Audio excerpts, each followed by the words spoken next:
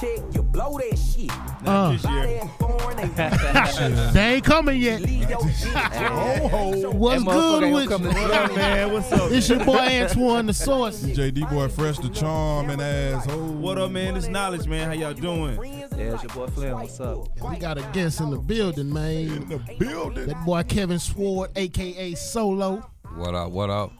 I like What's the up with it, party. man? What's up? King of the nightlife. Man. Yeah. We do what we do. doubt. Man, You know, he the came first- back and just chilled with us for a second. Hey, yeah, you know, he topped off the year for us. Yeah, man. we got to thank him for that. We got to say thank you for I looking brought out. in the year, you know, I got to get Had the dressed firework up. display and everything. Right, man. that was beautiful. I mean, literally, that was really beautiful. You know, some next level shit. It's always a good time, I you know, miss when this. you actually get to bring in the new year. Yeah. You know, not only to end the new year, right? You bring it in the new year. Right. You know. The optics was really well done. Hey, you really look like you was kicking off a new season. You was ending a season, you was kicking off a new one. Yeah, you know, it's always a good thing, man. And the thing about it is partnerships, man. You know what I mean? That's the networking. You know, being able to get that many people in one building. Yeah. You know, that's always a drama. good thing. Yeah. And that's always a beautiful thing. Yeah, You know what I mean? Like we yeah. try to go to different venues and, you know, bring people to you know, to see something different. You know, and then at the same time where it's all peaceful. You know what I'm saying? Our people seem to always get that bad stigma. Right. You know what I mean? Yeah, that true. That's true. you know, just because we all in one place together, that we can't get along and have a good time. Yeah. So tell the people, you know, a little bit about your brand. You know, first of all, you know, where they can find you and just how long you been doing it, man. Yeah, you know what? I like to party. Came about, you know, I would say about 2013. You know, I've actually been promoting in the clubs, in the bar scene, across the country. I mean, I started out in Florida where I got my first chance. And it's crazy how, you know, you get into the game because you don't really know. Yeah. You just, you know, it's just a raw thing, you know. We get into it, and I go to the clubs. I'm taking different people, you know, and I'm just the normal youngster, you know, popping bottles and having a good time. And you know, I get to this one club I start going to, and the guy's like, "Well, man, you always bringing a good group of people with you." So, you know, then they said, "Well, look, we're gonna start comping you bottles. Just keep bringing people." Yeah. Well, I didn't know I was really getting pimped. Yeah. Oh, yeah. Right. You know, I could have been like, you know, immediately hitting the ground, Right. you know, putting some cash in my pocket. I want but 20% of the dough and this and that and this. Yeah, exactly. But You getting the look. That's all you get. yeah, exactly. Right. You know what I'm saying? Just to be around the crowds and stuff like that. So after a while, after I say about a few months, then one of the GMs ended up opening up a new spot, and he noticed that I was bringing in a nice little sexy crowd, and he was like, "Well, listen, man, I'm about to open up this new spot. Yeah. So I want you to, you come with me. You know what I'm saying? And I'll put some money in your pocket. Ching, ching. Shit, money talk. We talking, man. said, Bullshit run around the block. He was, Boy, I know. I done woke up the next day and been like, damn, Yeah, let me wish check you this wipe shit out. it. Yeah, right. You turn the windshield wipe on. But I'm sure y'all love social media now because now it's like Oh, you man. got makes it easy. Oh, my God. man, because you had to get it out the mud back in the cut. Oh, you did. Yeah, I can You only did. imagine. You Damn. did. You had to grind because you had to go from place to place just to introduce yourself. You know, hey, look, I'm gonna be at this spot. What you got going on later on? Yeah. But now it's like the social media game has really evolved to where it allows even like you guys. This here network, it just allows you to reach an audience, the target audience that you're trying to find instantly. Yeah. You know what I mean? So I mean nowadays, you know, where you look at social media, setting up social media campaigns and things of that sort. I mean, the email blast campaigns, because you know what, the device now, that cell phone. Yeah. Oh, man. It's your You can't best bet friend. what? Hey, I ain't gonna lie. I know the flyer makers and all that mad as hell now because you don't really need them as much. You don't need them No. no more. You don't need that Brenham. street team no more. Promo. You don't need that no more. Like, you know, you had everybody used to have that team of girls. You tried to get the finest girls you could. But you had to buy them all the same shirt and shit like that. You know, the same accessories. Like, that go into the budget. You know what I'm saying? Like, now this shit is absolutely free. Strategies though, you gotta have free. that's the one thing about it. You know, I always tell people in order for you to be successful, yeah. you know, you gotta want, you know what I'm saying, those opportunities. And you gotta create them. Because you know, if nobody's gonna give you anything. Right. You know, and that's what a lot of times, like, you know, I notice nowadays people just assume like, oh, you already right here. Hey, I want to just start getting, you know, I want to be a part of your team, and then I want to still be making the same thing you making. But I'm like, listen, it's a process. Right. You know, and when you get to that point where you looking at, you know, the different individuals, you know, whether it's the female, like you said, the fine female, or, you know what I'm saying, version of the eye candy, or the, you know, the guy that's cool with everybody. You bring all those together along with your marketing and advertising. Right. You know, you got a beautiful thing. Yeah. Which we witnessed New Year's Eve. So one thing you have noticed is basically working in a collaborative environment and really, you know, working with, you know, creative talent and curators has made your brand evolve more than if you was just like, I think I'm gonna take on all these tasks and do all these networks by myself, like in previous past. Yeah, you gotta listen. Everything, in order for something to be successful, you have to have partners, teams. You have a team of people. I mean, like you got the voice, you got Mr. Nas, you got the DJ, then you got old Smooth over there. You know what I'm saying? You got different parts because they can relate to different people. You know what I'm saying? And that's what a lot of people, they forget. When we collaborating on some of these events that we do throughout the Metroplex, is we're bringing different people in on those events sometimes just to get a different vibe. Right. You know what I'm saying? Because then when you get there, you ain't just seeing the same person that you see, you know, every event. You know, I do weekly events, Thursday through Sunday.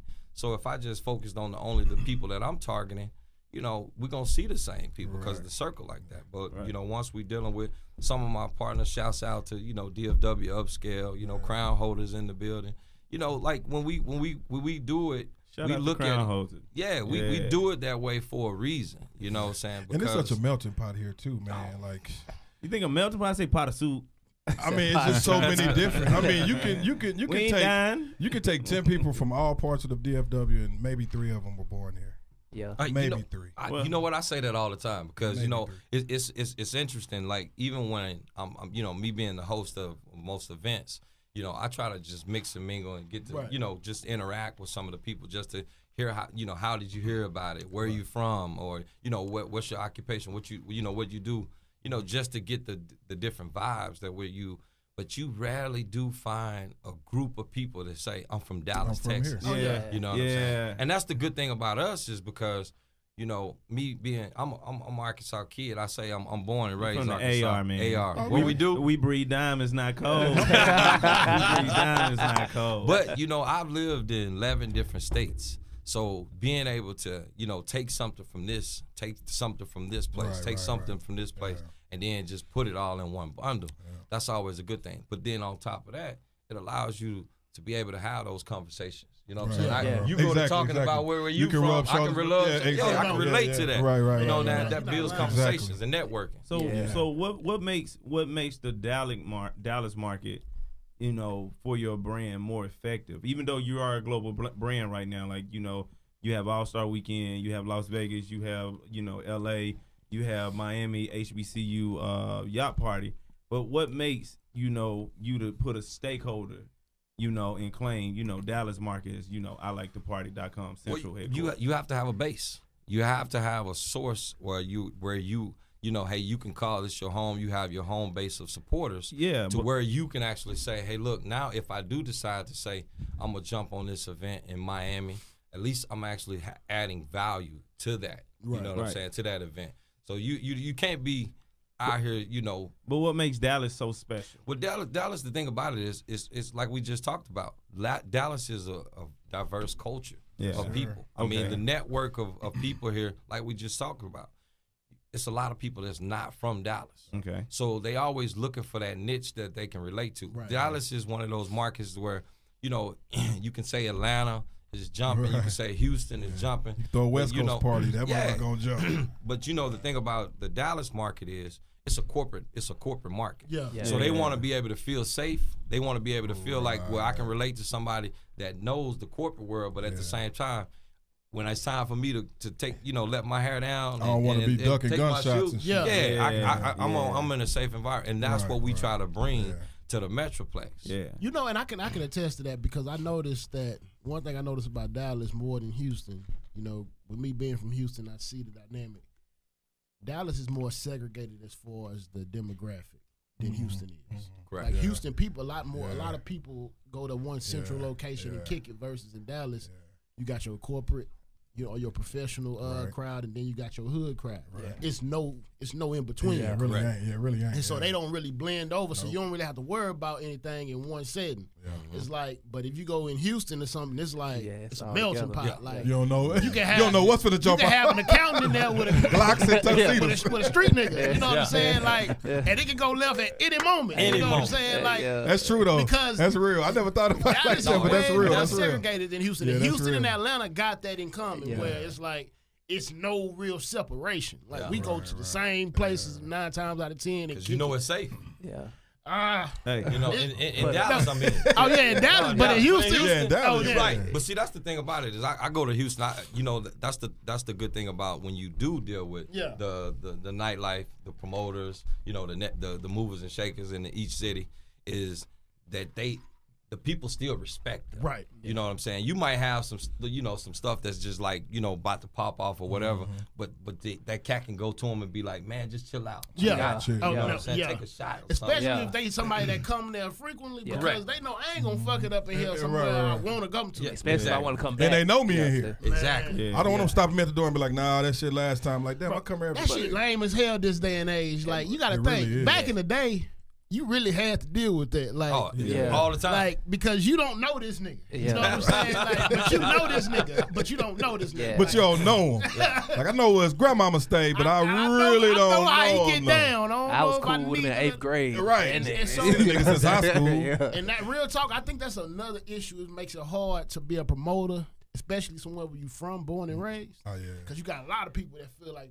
you owe them something. It's hard to make. Damn, you gonna charge me? Yeah. Hey, I know you got to deal with that. Well, and that's why we make all the type of the funny memes and all that. You know what I'm saying? Just to let people know, because New Year's, and then any other special events, we do. Like I said, we do weekly events for those regulars. Yeah. You know what I'm saying? So when you do want to come out, hey, look, I can give you that pass. But when it's that special events, them holidays, hey, look, you owe me. Hey, shit ain't personal. How was the phone lines New Year's Eve? I tell you what. How was the phone line? You probably had to cut your phone off. Well, the thing about it, I don't cut it off. I just look at it and make sure I acknowledge them and let them know. Hey, I did see your text, but I'm busy. I'm working. The thing about it is, what kills me every single time. I mean, listen, we've been promoting New Year's Eve since September. Yeah. Well, actually, you already know a New Year's Eve party coming. Yeah. Because you came to us about it like October. Yeah. Exactly. And the day before or the day of, you get them texts and they be like, "Can I get a table for 6 months?" No, it ain't even that. It's you got something tonight? Because then they want you to be like, man, fall through, come through. Yeah. What major promoter in the city don't have nothing going on? This is a money maker tonight. Like, right. Hey, bro, so I know you was tired of talking on New Year's Eve because when I saw you didn't have a voice no more. I did. You're right, man. I don't know. I'm talking about just from the time, like I say, Thursday. You know what I'm saying? From just being out, just passing out flyers, and the weather changed. Remember the weather just changed. Cold. And I had a long little walk. All I had on was my suit coat. I ain't that cold. When I left, because I had to walk, I parked over there by the Bell Bonds area in the county. Right. So I had to walk under the freeway. Oh shit, man! And that was a lonely walk because when I was walking, what I'm saying is, when I was walking to the party, everybody was lining the streets trying to see the ball drop. Oh yeah, okay, you're right. Okay. When I'm leaving, that shit is a ghost town. Oh yeah, it's dark. It's like, nigga, it's dark over there too. The goons, nigga, I'm like, oh shit, the goons be over there. Well, that was the beautiful thing though. Shit. We did get to experience something because like for us, we started out in Addison. 4 years ago, we started out in the Intercontinental Hotel, which was our first kickoff. Which was amazing. Was nice. Yes, nice. We definitely did. Then we moved down the street to the Hilton Lincoln Center. Okay. And then, of course, last year we was at the Sheridan Hotel. Yeah. So our numbers have been crazy. Yeah. You know what I'm saying? And then this year, we wanted to give the people something different to be able to experience because we use Union Station, which just fell in our lap because last minute. And then, of course, we were able to showcase the actual fireworks You know what I'm saying? Our back room showed the whole. Hey, you use that shit was. Hey, where to use city funds? Yeah. Where to use city funds, baby? Just make it epic. Right. Because I was able to sneak out the door and get the video of the ball dropping and everybody doing the countdown before I was trying to get in the club. Yeah. No, well, not the club, the party. What I really wanted to say though is one of them things like. I kind of slept on it because when I walked in, I was just in the area where we was. So I'm like, this cool. In the little foyer area. Yeah, I'm like, this is a little cool spot. Hey, shout out to the bottle service. That's something I haven't saw at an event in the South that big. Like, in something like that, like the bottle service. To have, like, bottle service and I mean, have some bottle waitresses. And, the club environment outside of the club, I appreciate that. Oh, yeah. Especially when there's that many people. Hey, and the drink tickets. And they still ain't ran out of bottles. Because normally be like, hey, we out of crying, or we out of this, or we out of that. I go get some That's wild dope. turkey. And another thing they did, they made you buy drink tickets. So, like, your line at the bar wasn't that long. Like, you didn't have to sit there and wait for the whole transaction to go through. You just that's to make sure these niggas bartenders don't be pocketing that motherfucking money. But you could just pass the ticket, you got your drink, and you moved on. That was smart as hell. That's smart as shit. That's smart as fuck. Buy drink tickets. I tell you what, when you got that big bar guarantee, you want to make sure they drink it. Absolutely. Hey, now you speak of like your regular crowd, and I want to know like what was your niche, or what did you find your niche to create the regulars in the Dallas market, since 2013 and beyond? Like, what was that one niche party? What was that one niche, event that you like, hey, this is going to be the regulars. I know people fall in love with this, and this is what's going to carry me to New Year's or any other event. Well, the thing about it is like I said, going back to dealing with corporate America, it's not always seen for them to be out late at night. Right. So, we can do Thursday, we can do Friday, we can do Saturday, but people ain't going out every night. They got to go to work. They got to deal with the kids. And then it's the weekend football season in Texas. Right. I mean, you going to practice, so you be tired. Right. So what we did was we came up with just a simple concept: is flipping the parties from nighttime to the daytime. Right on. I'm a day party veteran. Right. Because nigga, y'all Republic Ranch day parties. When we went during the summer, I'm a day party veteran. I can say Mockingbird. I can say Mockingbird Station in April. You know what I'm saying? Like something like that. That one was stupid. We done had some cool vibes, but those day parties definitely set the tempo for the rest of the year. Yeah. Because you coming into the spring, when everybody's feeling it, you get over the jet lag, you ready. Yeah. You know what I'm saying? Just to have some just in and out.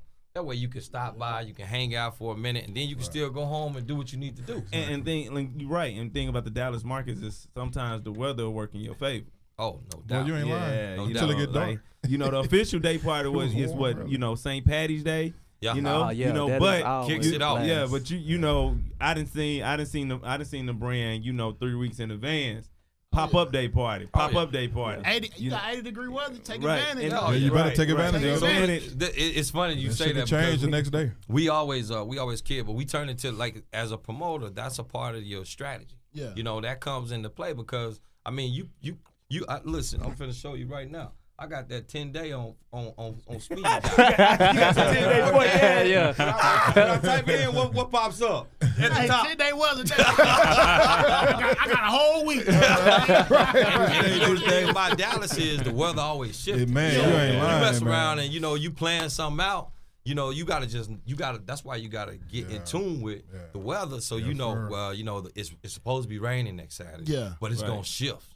You know what I'm saying? So that way, if you're gonna do the pop-up, the pop-up is what works for us because we can say on next Saturday it's supposed to be 80 degrees. Yeah. And now come Tuesday, we can just put it out there. So people they're accustomed to it now that boom, we within 3 days we got a full house. I feel you. Right. Hey, my next question a little off topic, but let me ask this question right here though, because I've been thinking about this. No, ask your question. Okay, so Suppertime Dinner Club.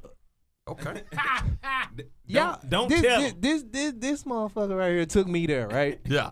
Y'all had a dude on a rope. He spin around on the rope for 5 minutes and wasn't dizzy when he got off. What's that? That's that what brought you like to Vegas? Well, see, this one, he been doing that. This one came about, trying to like I say, going after a different market. Yeah. You know, everybody's been to Vegas. You know, so everybody's seen the Cirque du Soleil. You've seen all the antics and all that. Well, we found Don't Tell Supper Club, and it just fell in our lap again. You know, and it was one of those events where we like, man, they gonna be shooting fire at their mouth. You know what I'm saying? They gonna be doing hanging from ceilings. Yeah. You know, we got a magician in there. He on point. He walking around pulling pigeons out his back pocket and stuff. Hey, anybody in Dallas, y'all should go to that place. Don't tell them. We went on a Thursday night. Happy hour on Thursdays. Professional happy hour. If you're downtown area, if you want to beat the traffic, just stop through there, have a drink. You know, the food is good. Yes. You know, so drinks are nice. Don't tell them supper. We got hookahs. Hey, I mean, if I say cocktail waitress, that's appropriate.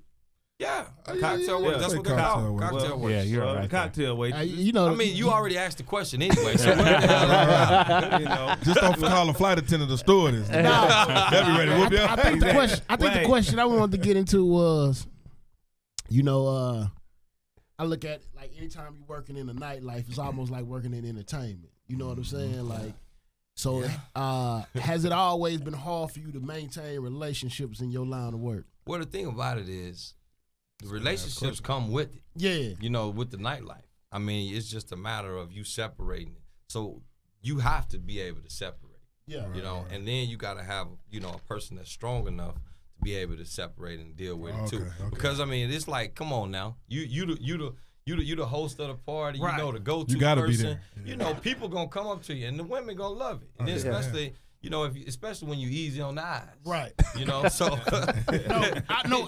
So, that's why I'm asking. Hey, I love DJing. And I'm booed up, don't get me wrong. Hey. Because women don't know what your situation is. They just coming up to speak. You know what I'm saying? And the thing about it is, whether you in entertainment, whether you at your job, I mean, listen, if you ain't gonna be able to set the standard and let them know that you got somebody, you with somebody, and you keeping it that 100. Now. They pursuing after that now. That's that's just a part of it. But how the world. You know, it's some of them that's still gonna be like, well, do you love her? God, can you have free? I said I got a girl. Yeah. Do she cook? Like, nigga, just say you want me to come over. So you know, it could be like I say, it can be one of those challenging things. Yeah. But I said it's totally up to the person though. Oh yeah. You know what I'm saying? Because I'm not gonna tell you. No lie, you know I've been in the game for a long time. Pimp or Die. Shouts out to KSI. You know, but you know what I'm saying. But that's one thing about it is when you actually you dealing with different people. I mean you gonna be appealing. You attractive. That goes both ways. But not only for the men but for the women. Think about it. That's why we get the pretty girls to bring out the bottles. Right. So you can spend more money. And a lot of places are going. Chance. Yeah, no. You think you got a chance, so you're going to be spending more money. You're going to spend more money. That's why a lot of places are going away from male bartenders. That's why more times you don't really see male bartenders no more. You see female bartenders. Because even women like to see pretty women. Exactly. You know what I'm saying? Exactly. All right, and women hate to be the finest person in the room if you kind of think about it, because they kind of like, women are like, all right, think of it like this. More women are big up a chick that they see in that room than they would a guy. So it'll be like, oh, damn, she fine. Yeah. Damn, she look good. And she's going to be more compliment. She's going to give compliments all the time. Yeah. So, that's always a good thing. And that's one thing about it is, I will tell you this. Fellas, if you out there listening, we do need more fellas at our parties because we easy be 6-7 to 1. You know what I'm saying? I ain't tripping with them ratios. Nigga, ratio be crazy. So, but that could be a good thing and a bad thing because women now stop you coming. Exactly. You can't entertain them all. You can't entertain them all. Women don't want to just be in the corner 5 deep.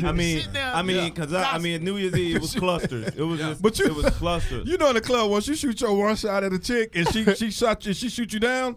Every other chick damn near in there done seen you get shot down. So when you go try to holler at them, they're going to be like, damn, nigga, did you say the same thing to her? Hey, I'll be like, just take a 30-minute break, nigga. There's going to be a new wave come in. If you go outside and change clothes. Wait for the new wave. Hey, if you change clothes. Scrolling right, revert yourself left. Maybe you see the other angle. Go to the other side of the bar. And just to touch base on that, I will say this, though.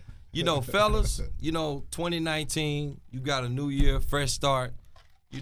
Listen. Don't be hesitant when you get to the club and it's 20 people, 50 people, 100 people, and it's more women than men. The guys, you got to start reaching out. I get tired of seeing guys come in packs. And don't say nothing. And niggas be dancing with each other. Exactly. Sit there over talking the corner to each other. Man, boy, you know, it's about that drip. It's about that drip, baby. I ain't gonna lie. I think what it is, though, niggas didn't forgot how to talk to women these days. Man, I mean, no conversation. Zero conversation. I mean, you really want to go through life. Chivalry is dead, do brother. women want to have a conversation verbally, or do they just want to get your snap and y'all just hit each other back? They want to have a conversation. Marcus, Conversation. Yeah, come back. We dealing with grown women here, dog. Yeah.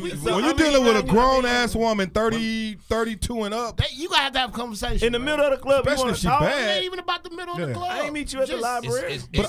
Listen, everything is short, sweet, and to the point. You know what I'm saying? You can actually make an impact in having any kind of conversation to where you got their attention. You don't get the other than saying you want to drink. But see, but no, you ain't even got to do that. Nigga, the best pickup line is how are you?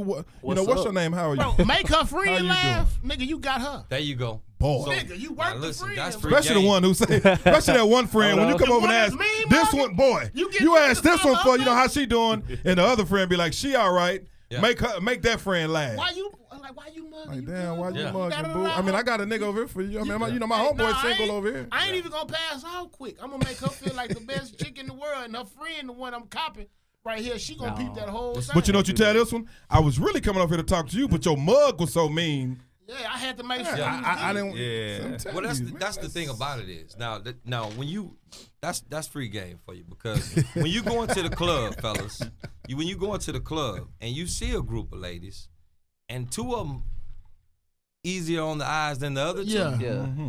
You can't just go over there and single out one. Yeah, you can. Acknowledge ladies, it. You gotta acknowledge acknowledge the group. Yeah. You know, and don't be cheap. Don't go over there. Nigga, don't bring one shot. Drink. Don't bring one shot. Thinking ain't gonna get either you gonna buy all, buy everybody. Don't buy none. Because you gonna look real bad. You gonna look bad. Yeah. See, but like dudes, you gotta buy everybody. Dudes be counting their pennies in that situation. Like but you gotta stay at the crib. I'm gonna wait till our homegirls go to the bathroom. I'm gonna wait till our homegirls go to the bathroom. But you never know about that, especially in Dallas, because a lot of women got a lot more going on than you do. So when you buy a group of women at a table a drink, they might buy your drinks for the rest of the night, because a lot of them got it like that. You know what I'm saying? I can attest to that. They do that. They do that. You know, we have a lot of successful women in Dallas. Yeah. You know, and you got to look at it from a standpoint of like every woman that you come in contact with don't need something from you. Right, you know, sometimes they just need that. Hey, how you doing? Or they just need that. You know what I'm saying? Would you like a drink? Yeah. You know what I'm saying? It ain't even. And just because you buy them a drink don't mean y'all go together. Yeah. Man, bro, niggas take that shit personally. Don't follow them all around. Bro. Goddamn. The memes be heavy on that. No, real talk. Damn, I done seen some chicks give a drink back to a nigga. Like, you know what? Nigga, let me buy you one. Damn, so we even. Shit. Like, we even. Now we go together because you bought me a 7 and 7. Niggas be in their feelings because she talking to another nigga after he, especially when it's your drink in her hand. After he bought her $7. Can't believe it. About $12. That's why you can't talk to no nigga till you finish my drink. But see, that be the lames though. You know, exactly. That be the lames. Exactly. Like I can see if you really getting out and you casing the you know what I'm saying, the room, and you work in the room like you supposed to be. You can already see what she drinking from a distance. How the waitress go get the group of slick pimping on the whatever they drinking, and then send them a drink, and then just throw them the you know. Because you know, soon as a waitress come back, you gonna see out. Soon as a waitress come back and be like, hey, such and such bought you these drinks. All their head gonna be like, they're like who? And don't even make it. And I'm gonna tell them, don't tell them who it is. But then I might approach you a little bit later and be like, hey, did you? Hope that drink wasn't too strong. Here you go. Look, what you got to say about that knowledge? Hey, you know, he winding up, boy. He about to explode over there. I mean, whoever listen to this advice, hey, this is kind of like a 1 out of a million chance that this happened on the first strike. Cause I don't what you like mean? shit. You do this, all right. You see this one chick, you do it. She may be paid. She ain't fucked up about your drink. No, it ain't about. Well, I'm not saying that I'm gonna go home with it. It ain't about what you spent. It's about the fact the principle. It is how much you spend. Yeah, but no, it ain't. No, it's not. Women don't care what you spend, bro. Oh yeah, they don't. Not in the club. Because listen, if they already had their mind made up, they was going home by themselves anyway. That shit is don't even matter. And look, I don't care what you buy. You just need a notepad. Y'all gave a lot of notes. Like everybody wants to be around somebody who looks like they having fun. Exactly. So if you ain't fucked up about the situation, you just having a good time. Right. Certain people gonna gravitate towards you. Yeah. Right. So. Like, don't be in the club mugging because the shit ain't going your way right now. You know what I'm saying? Because shit can change in like 5 seconds. You know? How many times you just been chilling and the shit just fell in your lap? Like, you ain't looking like no thirsty-ass nigga to come out to holler at somebody. You said just chilling with your boy. Like you said, having a good-ass time. The vibe in this area is 100. Yeah. Oh, the nigga, the shit finna start following you. My most successful nights are actually when I'm not looking you for only looking at one drink. Man. 2 drink, 3. By that third drink, I mean, that same group that you thought was tight, they be the party, the life of the party. Yeah. You know what I'm saying? By that third you got to get them comfortable, man. Yeah, exactly. You guys got to get them comfortable. Man, why we talking about this dynamic, though? You know, we got drum roll. Well, you know, women, the dynamic with women and everything like that. You know, we had some stuff in the news. Oh, shit. And, you know, first I want to talk about shout out to the boy Diddy, man. Let me make me another try. The reason I say shout out, I'm about to say, why we shoot him? Because you about to you gonna shout man, out. I know, you know, all the money in the world, though. But when a nigga see some shit, you be like, damn, I know that nigga in his feelings right now. Oh, hey, you gotta understand, bro. The day before she posted, old boy, the new guy, he had put up a picture on his Insta story with the heart like, I miss you, I love you. You know what I'm saying? So he probably already knew she had moved on. Yep. We didn't know, but he knew. So that was his last run. Like, this it. This it. I'm putting it out there. You gone? He said, you gone. Hey, he opened up that one drawer that she ain't never packed up when she left. He opened up that one drawer and it was empty. He was like, shit. You gone? She done took everything. So he was like, I'm giving you one more shot. And then, you know, she put that picture up. Wah, wah, wah, wah. And I was like, damn. And then he come to find out the nigga was the trainer. Yeah. Damn. So I said all that to say, even though you know, all right, I look at it like this. This is when I can't even really cape for Diddy on this one, bro. I can't really cape for Diddy, man. Even though I've been the nigga doing shit that Diddy doing, stringing a woman along. Yeah, that's just dangerous, too. That's just dangerous. Like, bro, you wasting a lot of her time. A bad one. 11 years, bro. Is she a rider? Yeah. 11 years. You didn't have her playing Sister Wives on Christmas with your baby mamas. Because everybody celebrate together with Diddy. Nigga went and had some twins but on the side. But it's Puff Daddy, though. I can't even That's what I'm saying. I think it gets to that point where. Yeah. But at the end of the day, when you got so much Cassie bread was and power, like, it's I don't just give a like, fuck shit. about this nigga being Puff no more. Like, I can't sit up here she been and riding I that have wave no so guarantees, bro. Like, I need a trust fund or something, nigga. But like, do you think she got at least? But a trainer I'm guessing ain't finna give her Cassie. your I bet you trust Cassie got at least $5 million. Something she done set to the side. But you been fucking with Diddy for 11. Well, she should have. You more. should have touched way more. She should have more million. set to the side. But I saw all that to say. But that's the point. That's another reason why it's a hesitation sometimes with these big stars. Yeah. They've been and had that taste, and all you And got they to so see used how to the that market lifestyle. works. Yeah, they so Yeah, used to that you see how the lifestyle. market works. Yeah. I mean, you can have everything, you know, right there in your hands, but you know that basically that security blanket is not making it complete because you so scared of losing it all. Right. Because I mean, these days and age now, it don't matter. You know, they gonna take it. They gonna give it to them anyway. Yeah, they gonna give it to kids, him. no kids. I just know how that nigga felt because you know how you be like sleeping on somebody until they move on, especially if it's quick. Like, nigga, it's somebody you hired to. Yeah. Oh, yeah. Like, it's a nigga and his money ain't long like yours.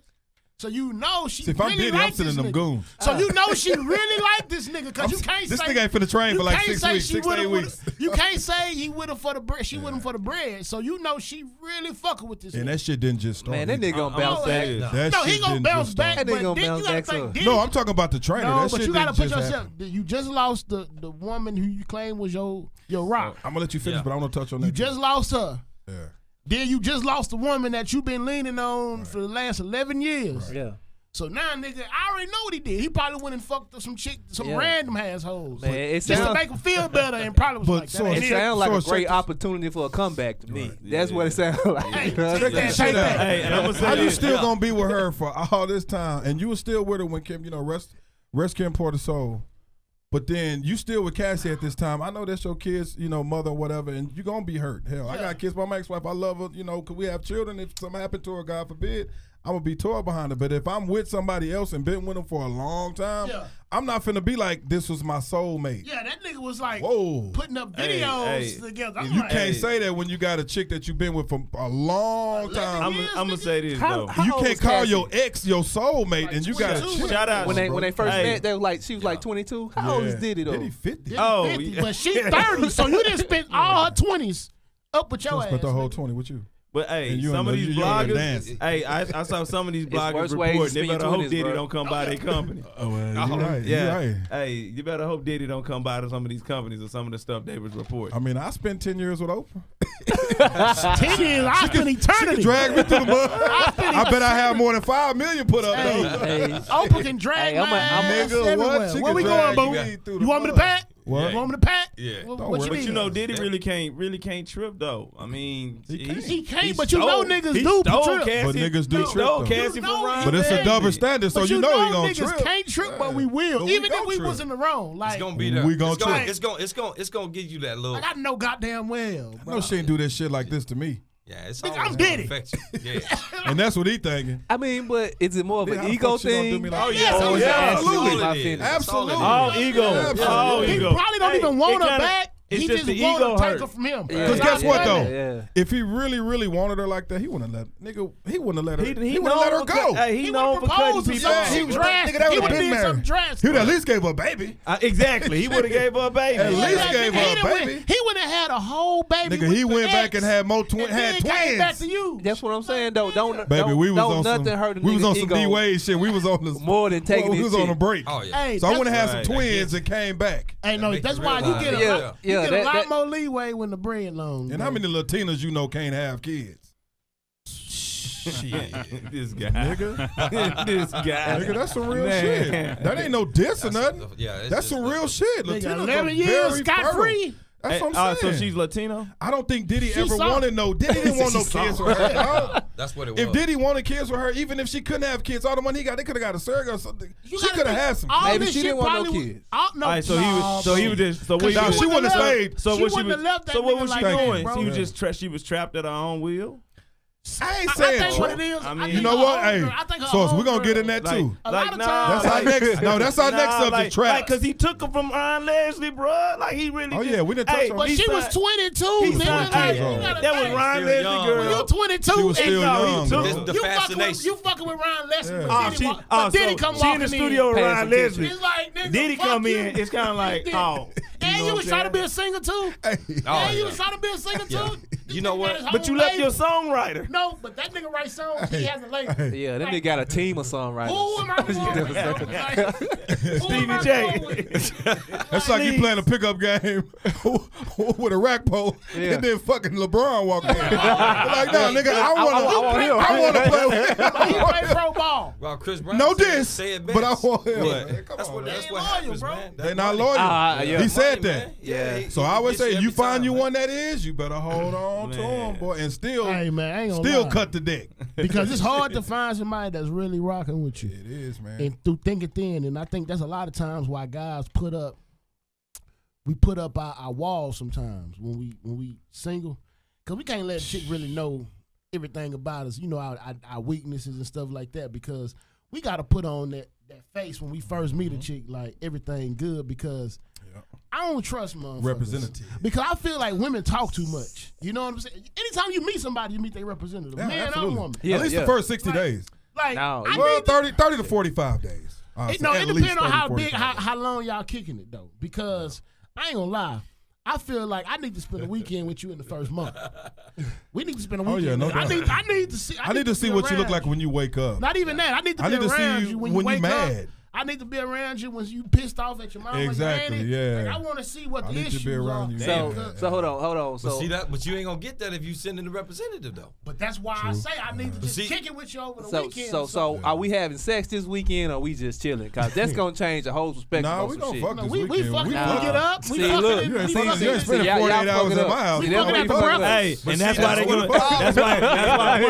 That's why Monday y'all gonna be together. Yeah. There's gonna be some fucking going on. Come Monday, you gonna be like, yeah, this is my girl, man. I'm chilling with Bae. Not after a weekend. I fell into a relationship like that. Like, I know. Well, at first we started out, we were just kicking it. We were just kicking it. Then we started buying food for each other's house and cooking over each other's house and shit. She pulling up with groceries. Then before you know it, nigga, like, where you going? In the bathroom. I hope you like 2% milk, baby. Like, oh, they leave a toothbrush. Then they leave. No, they always leave body wash. Shower cap. Body wash is what they always and that face wash. Nigga, I'll be the nigga downstairs when they pull it up like, hey, get this shit. I'm gonna throw it away. You do that shit, bro. What? You do that shit. She gonna be like, damn, he ain't shit. Yep. Cause she know that nigga got some shit. Yeah, she know this. I ain't gonna lie, bro, nigga. Hey. It's good to have photographic memory when you doing dirt. When you know they got shit. Cause women notice. Women know where they left their shit. Yeah. Especially if they placed it there. So nigga, like, you better know that if she left that goddamn razor on the left side of the tub, and you move it to the right side, who moved my razor? Oh, you using female razors now? What the fuck? I was cleaning up. I clean the shit. Hey, bro. Hey, really, real talk though. Most of these women checking your cabinets, nigga. They doing a whole they looking for what's that beat? When they go to the bathroom, nigga, I be like, hey, what you doing in there? Looking for the medicine. Been in there 4 minutes. You shitting already? You got something. Right. She going through the medicine cabinet. That's why I'm glad.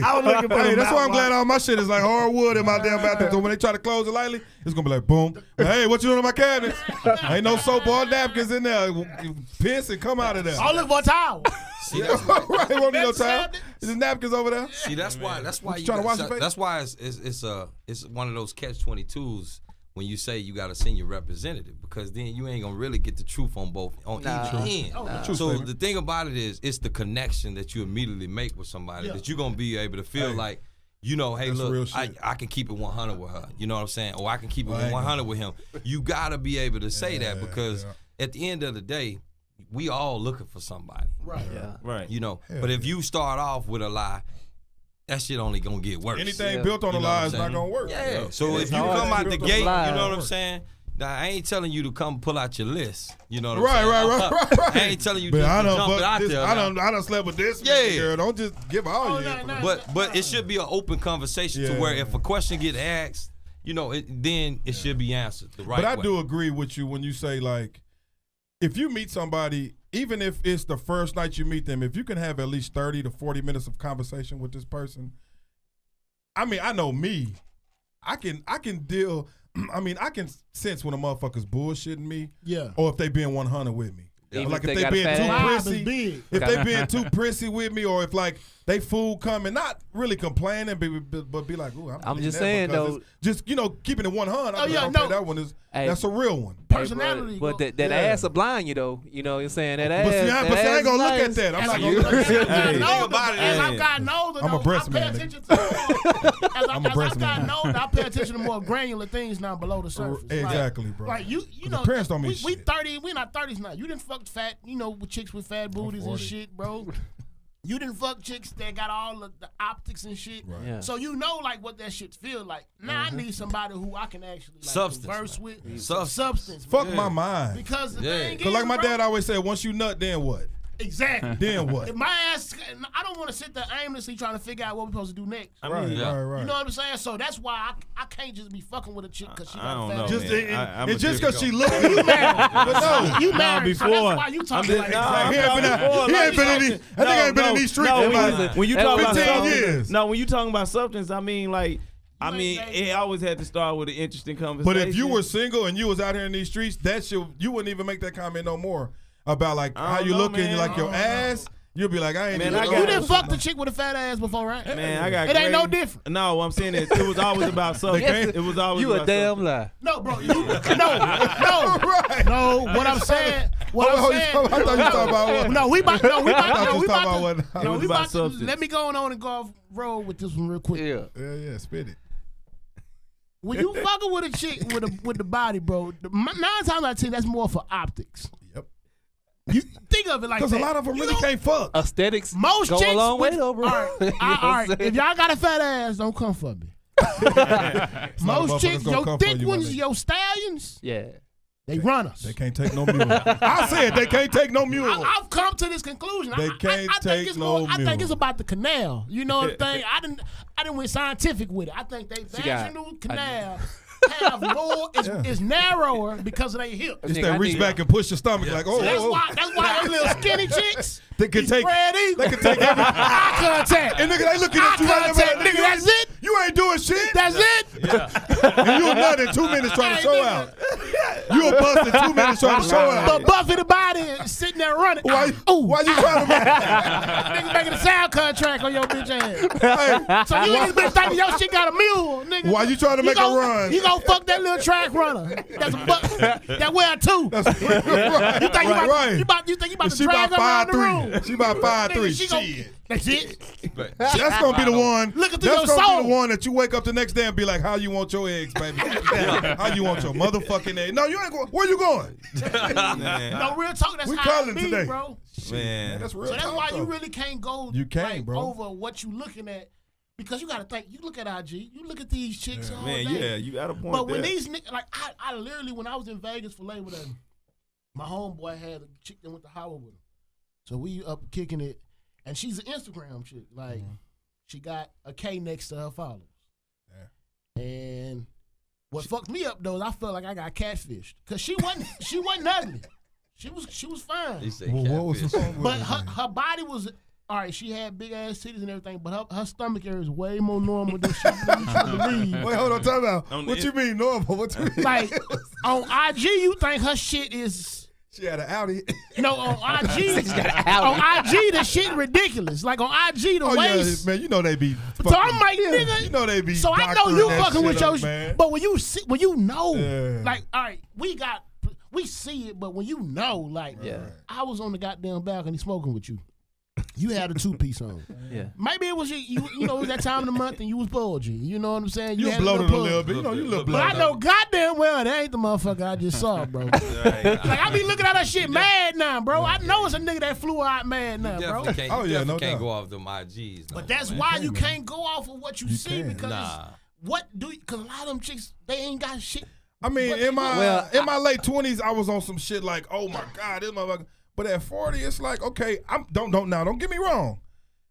I ain't gonna say shallow how, but I still have my standard. I still like what I like. Yeah. But at the end of the day, that's only what you look like is only gonna make me approach you and say, hey, how you doing? Everything after that is gonna be all up top. What's gonna keep me is gonna be all up top your conversation. I don't give a fuck how bad you could be Sanaa Lathan. That's my celebrity woman crush. But you could look like her. But if I come up to you and try to have a conversation with you and you sound like you don't even know what the fuck the square root of 81 is, that's nine. But I'll say this right here though. I mean, beauty is a form of power, right? True. So a lot of people, men and women, once they find out they pretty, that shit stunts their development everywhere else. You know what I'm saying?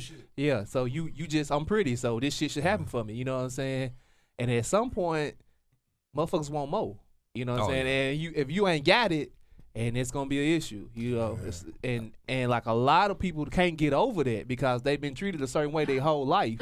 And then when people start to expect a little bit more than what you was given when you was 2 years ago or 3 years ago, when you're a little bit more prettier, when your stomach was a little bit more flatter, or you know, whatever, that shit's difficult to deal with. It diminishes. Yeah, that's one thing you can't beat is Father Time. Yeah, you can't beat Father Time. Think of it like this. My homeboy put it this way. So you do got parties for people with Father Time, you know. Parties for everybody. That's why we talked about that earlier. The thing about it is when you in the parties, the party scene, the party promoting, the business of networking. Yeah. It's not a day off. I mean, you gonna celebrate everything. I mean, think about it. You could just be done got your dog ran over. You gonna have a drink. Yes. Hey, y'all come my RIP. Roof. You know what I mean? RIP Roof. You could have just lost your, whatever. You gonna have that drink. You gonna want to get out. You gonna want. I need to get out the house. It's a lucrative business. All right. Shouts out to But so I didn't pay the fool. I just want to be around some love. Yeah. Hey, I ain't gonna lie. Isn't there sometimes, even though you got an event where you be like, man, I don't feel like going to this shit, bro. I know it's got. Let me tell you, it'll be 5 years in March for me. I stopped drinking for that very reason. Because, you know, you get to the point where it becomes like, and then on top of that, you just constantly out every night. You know, so you just like, well, at a some point, it just becomes a business. So when you take it from one level to the next level, that's what you're really doing it for. Now, when you actually forget about that part and you just say, "I'm just here to party," it's like, you can't be getting, you know, messed up on the supply. That's why I really don't drink. You know what I'm saying? That's why I really don't drink when I DJ, man. I mean, I might have a couple drinks when I'm spinning, but I don't just get like fucked up. I mean, you can't. Like you said, you can't really. You at work. I mean, you working. Basically. Yeah. So and that's how I look at it. You know. I got a question for you. Like, what's the event that you just, like, that was the best shit I ever did? Yeah, like over the last year, you can do a year, a best ever. This year, 18, what was the best? I mean, like I said, man, for me, New Year's is always a good, you know, that's always just the over the top. Now, it's just for us, like, just, you know, putting, you know, working with a certain group or working with a celebrity.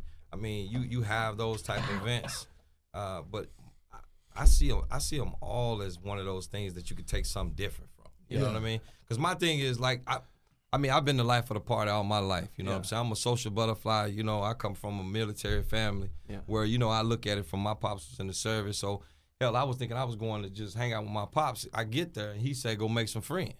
So just making sure that everybody else is good in every event, for me, that's the reward. That's the reward. I'm fine with that. So everyone is, just as long as I can lead the event, well, of course, with some money in my pocket. But then, you know, but making sure everybody else is satisfied. I know when you get that feedback, you feel good. Like, next day, and I think that's really important. But see, the thing about it is the good feedback is not as rewarding as the bad, because now you know what you did wrong or what you could do better.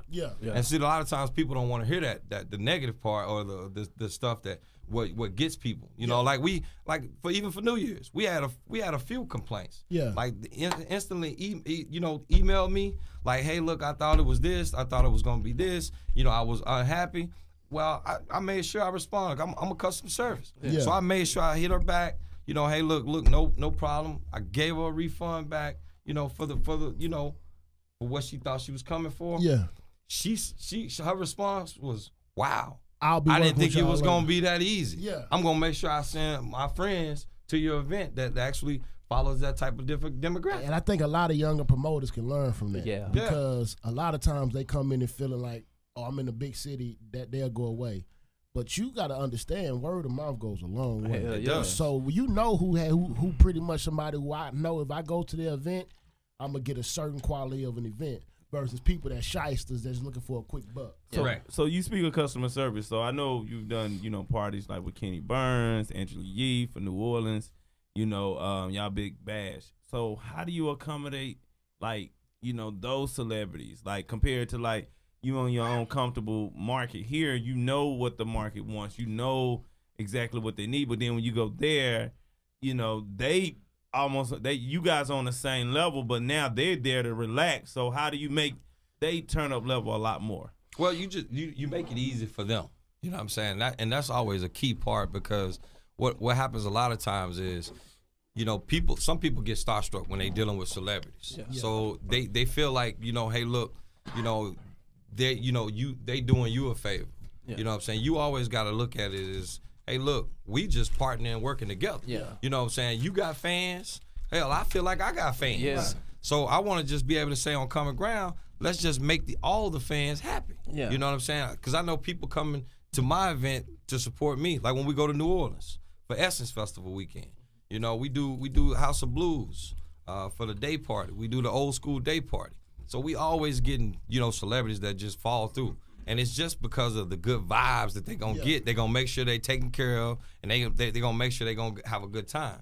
So being able to connect with those celebrities, show them, hey, look, hey, what's going on? I'm so-and-so, so-and-so. You know, this is my event. Come on in. I'm going to make sure y'all good. That makes that wall, it just shatters. You know what I'm saying? Because that's out of respect now. Because if I come into your world, you know, 9 out of 10 the celebrities, they're not gonna do that for you. Right. But at the same time, they just want to make sure that they feel. That's why I like Essence Festival. The Essence Festival weekend is where, you know, our people can come together, but more important, the celebrities, they all put their guards down. Yeah. You know what I'm saying? Yeah. They walk in the streets. They hitting all the parties. I think that's one thing about Houston too, man. And I will say this about Houston. You'll go to a spot in Houston to party and you'll see celebrities everywhere just kicking it. You really don't see that a lot here in Dallas. Well, a lot of celebrities, especially athletes and stuff, stay in Houston in the off season. Yeah.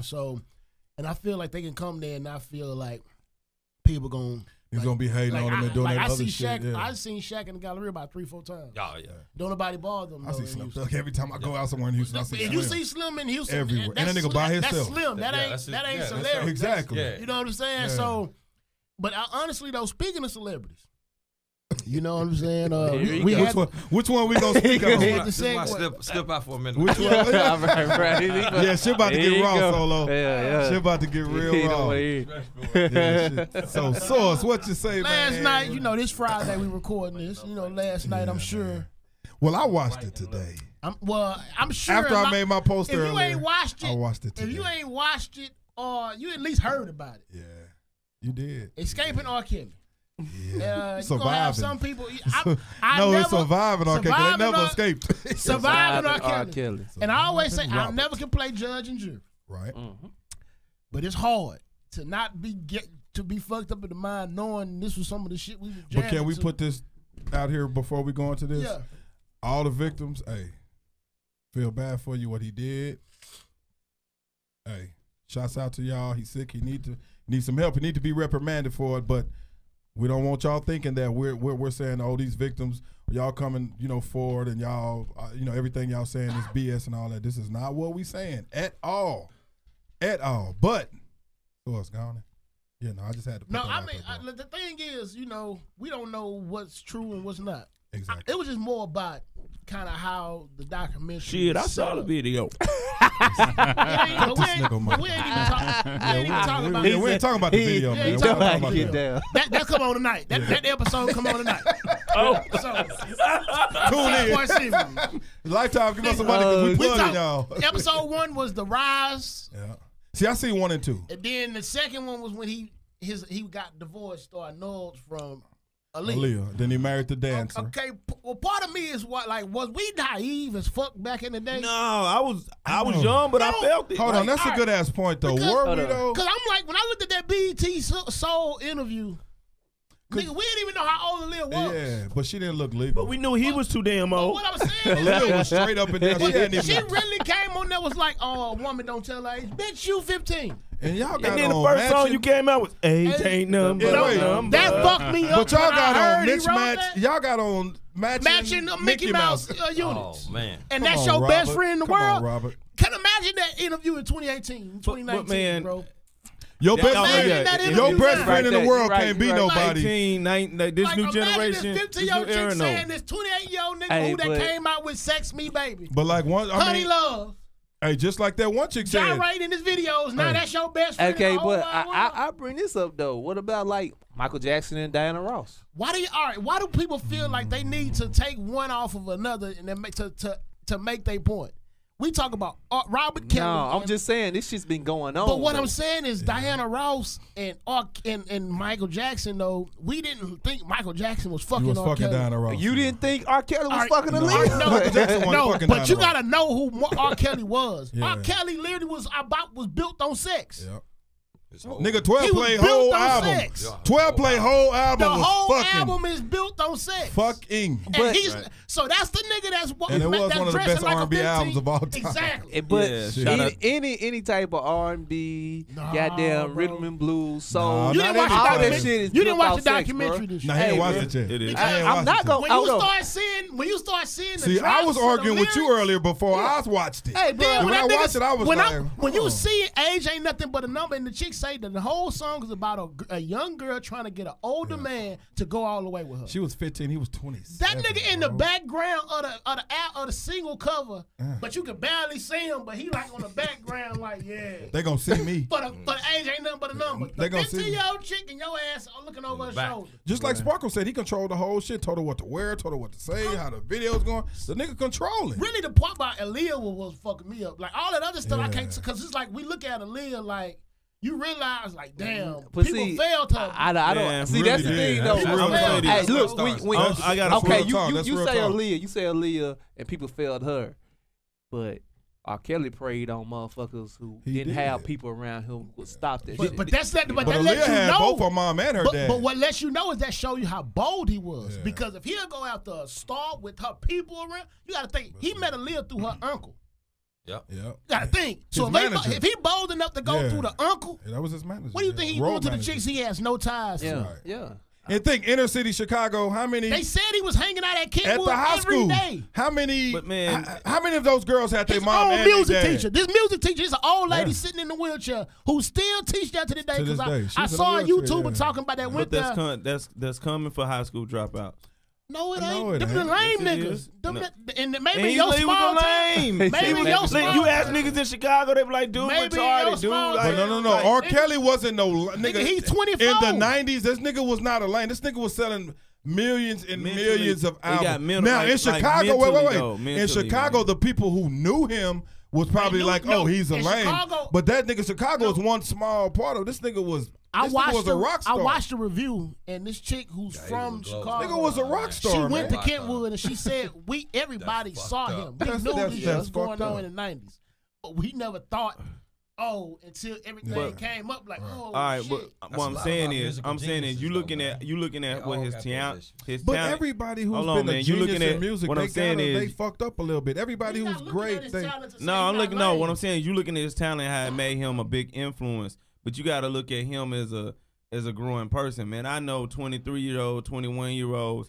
And even in you talk about small town. When you go to Chicago, ain't nothing but a lot of small towns. But that ain't small. Chicago ain't small town. No, bro, we talking about 15, what I'm saying 16, is, we talking about baby girl. We talking about babies. No, his circle was so he didn't know nothing but Kenwood in that neighborhood and hanging out there. Listen. But you can't use that as a justification. You called yourself the Pied Piper of love. I'm not justifying. Do you know what the Pied Piper is? I'm not justifying. He brought kids towards him. You know what the Pied Piper is? I understand that. What I'm saying is, I'm not justifying what he's doing.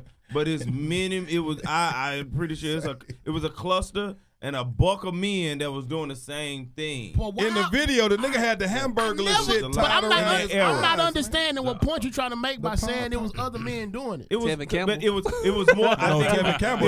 What I'm saying it was more of a way of life. Hope that nobody heard that. But that's why it needs to be. I'm the one to say what the fuck. But that's why Kevin Campbell totally different. That's why it needs to be brought to a head. What you talking about? That's why it needs to be brought to a head now because this has been an issue. Awareness, yeah. Because now it's certain shit like we should. And I get that. Now it's like, I get that. Okay, like you got to think.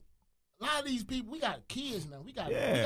Keep I got two daughters. You got to think they got access to shit. And so you know, it's grown ass men out here that's praying. Like my homeboy just hit me up. He sent me this girl Instagram because he was like, "How old you think she is?" Oh, see, shit. No. He was pretty much proving the point because we was talking about how girls and kids, period, look a lot older these days. But you know, I said this shit before. My daughter, 22, she just graduated from University of Arkansas. Shout out to Arkansas. She's a volleyball player. When I used to go to her meets in high school, I would see a girl that's probably 15, 16 years old, that's 6 feet, 6'1". You swear she's 21, 22. That shit's scary, bro. It's very scary. You got to damn near ID. I mean, not us, because we 30s and 40s. I don't fuck with nobody question. But I'm just saying, if you're 25, but no, if you're 25, 26, and you still hanging out in these younger clubs, you might run across a motherfucker with a fake ID who might be 17. Bro, if you live in a city like Chicago, 16. If you live in a city that's a world-class city like Chicago, and you a celebrity and you hanging out at a high school, nigga, you are fucked up. You are going there for a purpose. Like, not much work, and they know I'm who I am, so they're going to get in the car, but that's a sickness. I kind of feel like any nigga that's over, like, yeah. Okay, I'll put it like this. Okay, I got a niece, and she was telling me about her boyfriend. Like, my niece, like, 17. Mm-hmm. Her boyfriend, like, 20. in the military. That's too much for me. And right that's there. Too much. But her parents cool with this shit. So I mean, and that's my brother. So I can't really say nothing about that. But when she told me that, I was like, your boyfriend lame as fuck. He really, you know what I'm saying? You gotta be, you gotta really be just to is. think that that's what you want to do. Because shit, when I was 17, I didn't want to fuck 17-year-olds. But it's like me at 40. It's like me. I'm 40. Can't no 20-year-old woman, 21. No. What type of conversation we gonna have? I just had this conversation on the way over. What kind of fucking conversation? Whatever. I'm not gonna believe that shit. I'm gonna be nice. No, fam, hold on. Wait, hold on. Let me make my point before this shit gets misconstrued. When I say that, I mean, okay, I'm 40 years old. Conversation-wise, thank you, Solo.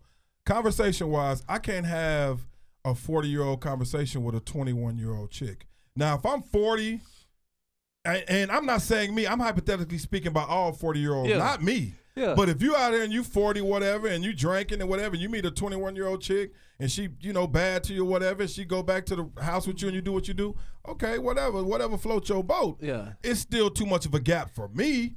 But for the next man, I'm not going to say, okay, you're a predator because she's 21, 22, she grown. But, nigga, if you're 27 years old, 28 years old, and you riding around high schools picking up 14, 15-year-old girls, even if they like, oh, they old enough to know, no, hell no. They don't even know they body. Thank you, man. I think in the past, and I know in the past, early 90s, we all saw, like, that group of dudes. We saw it in 05 when I was in school. And you didn't know, you always question, like, why are you doing this? Yeah. I think but we was kids. But them be lame ass. When you become an adult, we said that shit a while ago. Them lame ass niggas. They had a car. Yeah. Picking up girls. All you got to do is ride around. Yeah, one block. So now when I become 22, 23, I'm like, damn. You still ride? How would I look going up to the high school to show out right now?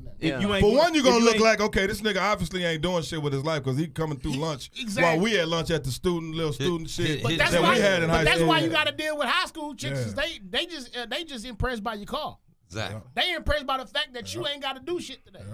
Oh, you ain't got to go to school? And they want to get in the car with you and smoke a blunt and do whatever. That's why you got to deal with the girls that's holding the books and going to the library. But man, we need more fathers in these homes. I told you.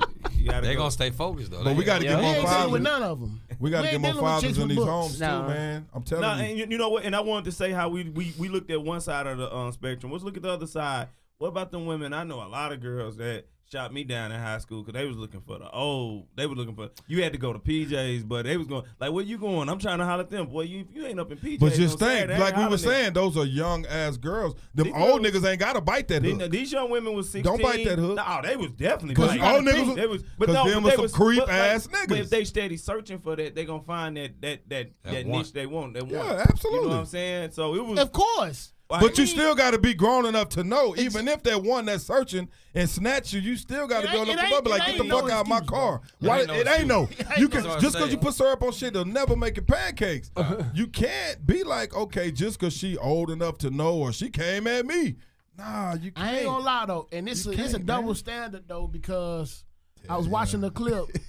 But when Lil Wayne, the Hispanic when Lil Wayne was talking about, Lil Wayne was pretty much talking about how he got raped when he was 11 by a chick because baby paid her to suck his dick when he was 11 years old. He didn't get raped.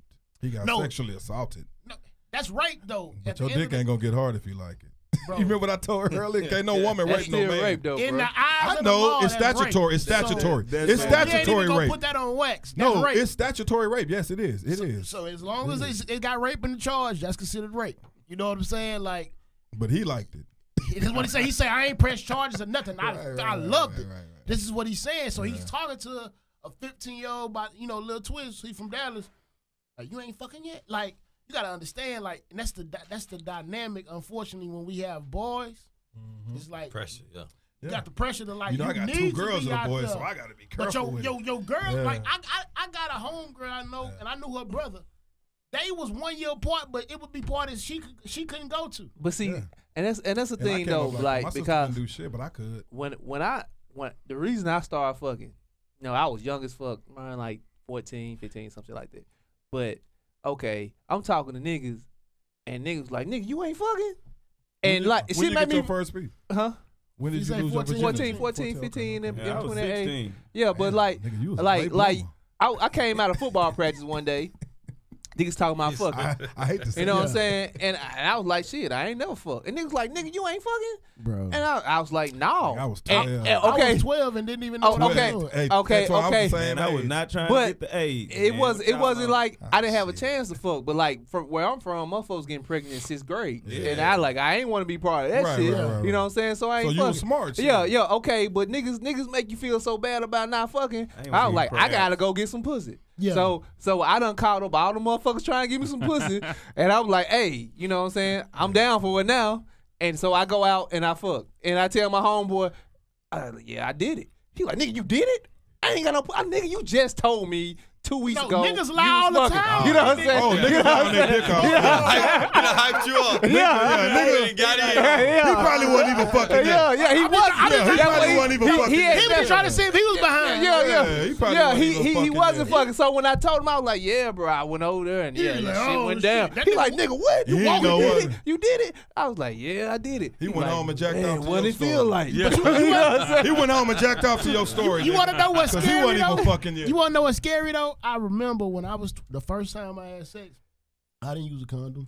For real? I didn't either. I didn't know how to I put didn't a either, condom bro. I on, was 12. I didn't. What the? I just knew I had watched the movie, so I knew where it go. And it was I knew where it went. He knew where it would go. It was a Mexican chick. No, I knew where it went, bro. I know I nutted it. Yeah. Oh, I did. I know I did. I I shot the club first time I got in there. Because you know your first time when you was up Virginia, you can nut like 5 times. PBS story. Bro, you can nut like 5 times. But that's the dangerous part. This nigga's nigga, finna be a PBS story, bro. I could have procreated on my first time. How am I supposed to get out of this shit? I mean, I had a homeboy in high school. He had a baby at 12, 13. I shot the club up. Because I'm like, But my mama would have killed me, though. Nigga ain't know about no pulling out at 12. I ain't gonna lie. I was one of the ones that was thinking, like, if I have a baby now, about 18 years from now, I'll be like 30-something. Okay, so you be able to experience it. Yeah, I was trying to. As soon as I started having sex, I was trying to shoot somebody. Yeah. For real? Your dick harder than trigonometry. You was trying to get somebody pregnant? You was trying to get somebody pregnant? Oh, no. Wait, I said hell yeah, but I didn't mean that. No way. Nigga, what? Trying to get nobody pregnant. To me, though. So, you know what I'm saying? But, okay. I started young. I started young. Yeah, I was 12. 12 years old, and, you know, my thing about 12, the magic number in this bitch. It's the gift and the curse. That's the player's number.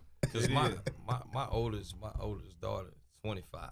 Yeah. So you know, I done experienced the whole life cycle that most people will never get a chance to experience. So I got grandbabies. Yeah, real. So you know what I'm saying? I ain't there yet, but my oldest is 22, but I ain't there yet. But it's once you get older though, and you start like experiencing it, being able to just see the whole spectrum of it. Right. It's appreciative. Oh yeah, no doubt. But when you actually going through that phase when you young, you right. You just out there. You reckless with it. You reckless. You don't have a clue. I ain't gonna get her pregnant. I'm only 13. Yeah. Nah, I wasn't that wild, bro. Like instantly. Hey, no, yeah, I jumped off the gate early. Cause I ain't gonna lie, I made my mama my mom was a grandmother at 36. How you broke it to your mom? I couldn't. My oldest daughter's mom told her. I didn't know how to tell my mama. Man, I was so nervous, bro. So how long was she? I threw up for 2 days. Now, mind you, no, nigga was bulimic. But you know what's so crazy? I was living in West Texas at the time. Yeah. So that was the good thing about it, because my mom was. You was that scared? You wasn't even in the city. My mom was up here. My mom was up and said, you ain't met my mama. My mom was a motherfucker. How you know you dealing with a real dog? And she got you shook in the whole other side of the state. My mama had me as a teen. My mom was a teenager when she had me, so I didn't know how to tell my mom at 17, senior in high school, you got somebody pregnant. I got somebody pregnant. So my mom came down to West Texas to visit. I mean, my mom would always come down to take me shopping and make sure, because, she wanted me to have a relationship with my dad. That's why she made me move down there, and which I moved back here. But anyway, she would come down, and, we were at the mall, and we was shopping, me, my oldest daughter mom. She wasn't showing yet, but she was pregnant. And how many months was she pregnant? Maybe 2, 3. Mamas can tell. In the face. I already know. Maybe 2 or 3. Got that glow. But and it's funny you said that, because when she told my mom in Dillard's, nigga, I'll never forget this shit. I'm 40. This was fucking 22 years ago, 23 years ago. I was getting some Nautica shirts.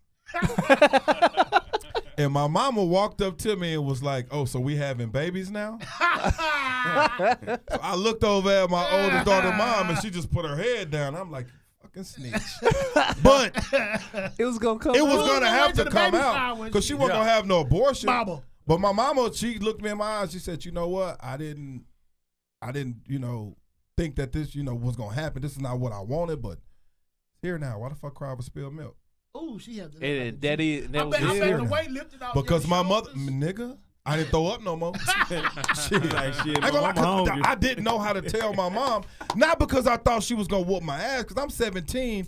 But as somebody coming from a woman who raised them, I didn't want to disappoint her. No, and that's really what it is. I didn't want to disappoint her, for man. 5 months, and she was 5 months pregnant. Yeah, man, I didn't want to disappoint her. She was in 11th grade. Mom said she was 5 months pregnant, trying to keep it, and then she said my Aunt Marcy the one called out on her. Yeah. It's like, son, you got something you want to tell me? Because you got, the cheese skin. And then women, they know, especially your mama. Exactly, especially your mama, they know. When you got a reaction to your face, they ask you a question, and your shit goes so fucked up, they going to be like, okay, tell me. I already know something. Tell me. We behind the A-ball now. See, but thing about me, though, was I had older brothers, so I'd be like, I don't want to fuck up like he fucked up. That nigga just fucked up. And see, I was the oldest. I was the oldest. I didn't have nobody to look. I mean, the motherfuckers I had to look up to was like my uncles, and a couple of them had already had kids. Yeah. I mean, so. And I never had. I mean, I never really had a father figure in the house. I just wasn't trying to get the A's. And then you said the A. Back on this shit. I'm just saying. You back on the AIDS. You just said you was trying to shoot the glove up first time. Yeah, didn't that nigga just contradict himself? No, I was selective. So you was going raw, but you didn't want to catch the A. Everybody couldn't get raw dick though. Yeah, no, like I just found that one chick and just fucked her out. I mean, knocked her down all the time. Like did everything I wanted to do. I had already seen, so I was already been. So as y'all like, all right, so y'all talk about having sex at 12. With 12, I started buying porn tapes from my homeboy around the corner for $25. $25. Why you get $25 from that 12? Killing your ass. That nigga was selling dope. You was like the little nigga on Fresh. What's that little nigga name on Fresh? You was like the little nigga on You had $25. You had $25 spent on the tape? Nigga, if I had $25 at 12, I was the man. Because back in the day here, like they had the double recorder. I'm talking about like 91, 93. You better waste still tripping on how you got $25 at 12. Hey, and these like the 3 hours, 4 hours. I'm still tripping on how you got 25. Yeah, long ass. Like this is long one. Like if I get a 25, that'll last about 6 hours. About 3 months. And you watch it all 6 hours. No, you can't. Man, how am I watch? That nigga no, I had to watch it when everybody leave. So like one tape. Hold on, Twan. It ain't like the porn now when they get right to it. Yeah. Back in the 80s, that shit was like a movie. Build up. It's like, damn, when you gonna get naked? They got scripts. Hey, and that's what I like, the storyline. Motherfuckers got scripts. Hell no, bro. But say, man, I do want to go back to what we was just talking about a while ago. No. So I did. This is what I was gonna say. So about R. Kelly, man, and this is one thing about. I do want to go back to that. No. About men, I'm gonna say this. Men like R. Kelly, and what I've noticed, and this has always had in the motto, and I think you said men like R. Kelly. Mike like R. Kelly. Men like R. Kelly. I think it's medium. But what I learned is, and one thing I think us understood, like we had that in window to play with women, to have sex with women at the women that was between 14, 15, 16, 17, 18, when we was at the most 20 years old. No, we didn't. No, I didn't. No, I didn't. But I'm just saying, like, let's say 19, I 18. didn't fuck with chicks younger. When I was 20, you had to be no. at least 18. I'm not speaking for you. Me, like you, I always look for the older. So it was always, if I was like when I was 17, I was looking for the 19, 20 because I felt safer. But to be honest, both men and women were both doing the same shit. But at 17, we were both trying to bat outside our league. Yeah. At 17, you would fuck a 16-year-old in high school. Of course. If I'm in high school, I'm fucking down to anybody in high school. But hold on. That's what I was telling Neil earlier. What I was saying, my point is, you have that window, but the thing is about us as real men, we grow. Like when you 27, you got a cap on that. You like, I'm not finna go down to no 19. But you remember what I was telling you earlier at my house? Senior year in high school, 17. Sophomores and juniors, that's 15, 16. They getting it. I mean, that works. But what I'm saying is, nigga, that works. You know, we scout. You know, in football practice, we scouting out. When that orientation and shit, that work. Nigga. We like, okay. Yeah, but my point is, look like creeps. But now you think about it, we was looking like some real creeps. Hey, looking like some creep ass niggas. Hey, real talk though. But we was within our range. That's what I'm saying. And I think that's the thing about R. Kelly. Like, man, you 50 years old, ain't no reason a 27. What the hell? 27. But that's what I want to touch on. The power. But that's why I'm getting. That was the power. I'm saying you have ranges, and that's the part he should have.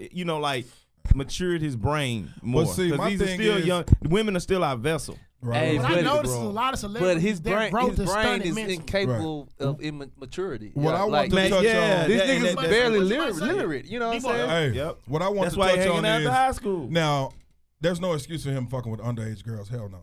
It's still alleged, but still. It's not alleged. They put this shit on tape. No. They put shit on tape. Hold on, wait. Hey, when I say alleged, I'm not saying he didn't do it.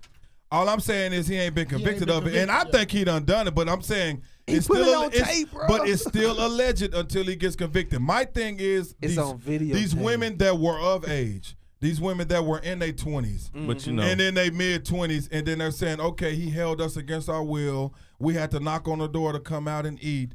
I mean, what do y'all feel about that? I can't talk to that. Yeah, I can, because it's only so long you can play victim. I'm not gonna say. What I'm saying no. I'm not gonna say that they're victims. I'm not gonna say that they're not victims. But what I'm do y'all saying feel is about that? That? Sound normal to me. Like, it don't. Like, how can in 2018 can you allow somebody to dictate you?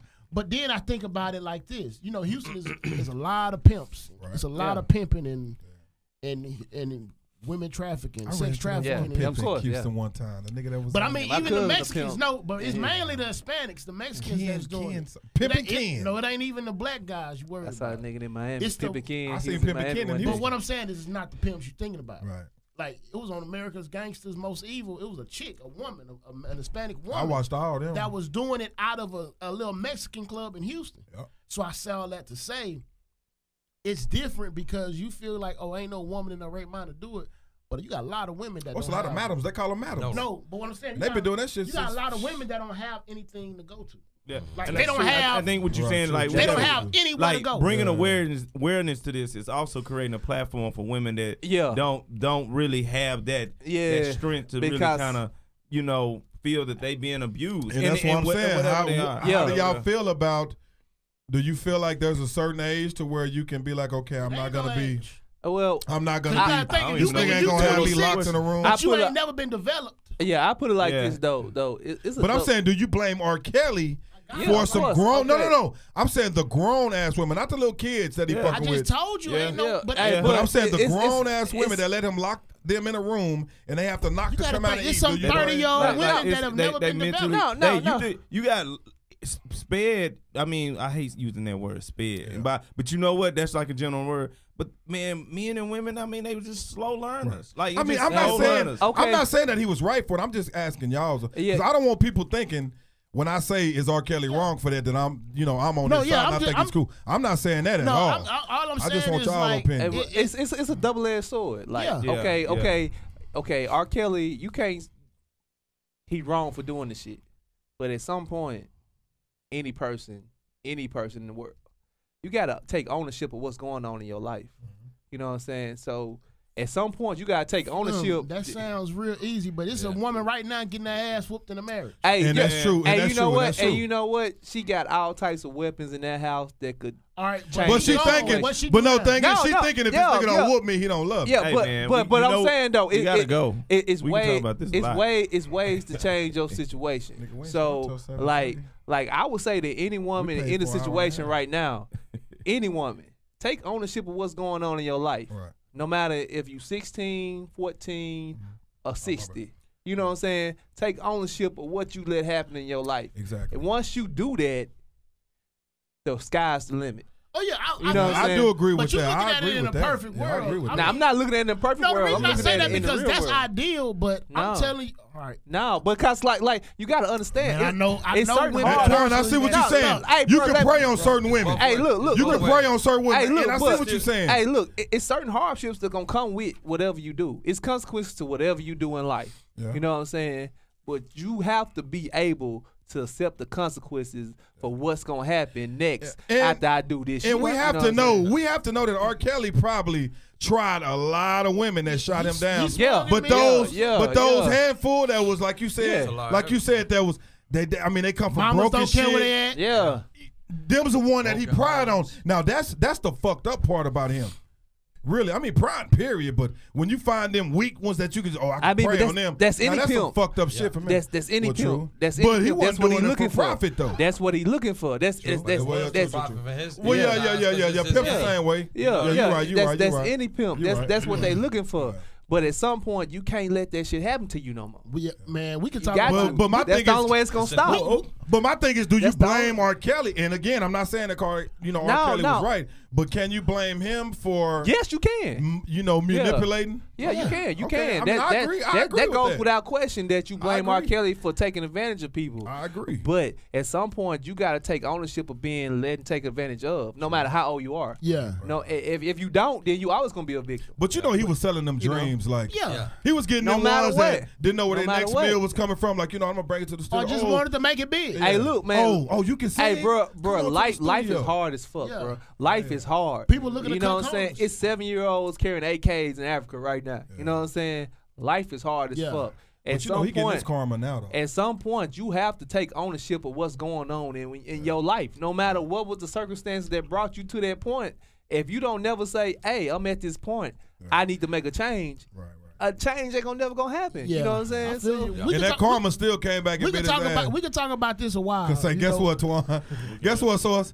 After this shit came on Lifetime, this nigga can't sell out Union Park. No, but you know what's fucked up? This nigga ain't gonna be able to sell out Union Park. Hey, you trying to get him for your day party? Don't do that shit. He going for the cheap now. You remember how you were saying it was 7-1 solo? It ain't gonna be 7-1 if you put R. Kelly on. Goddamn. We did just a listening party. Ooh. You know what I'm saying? With just his name on it.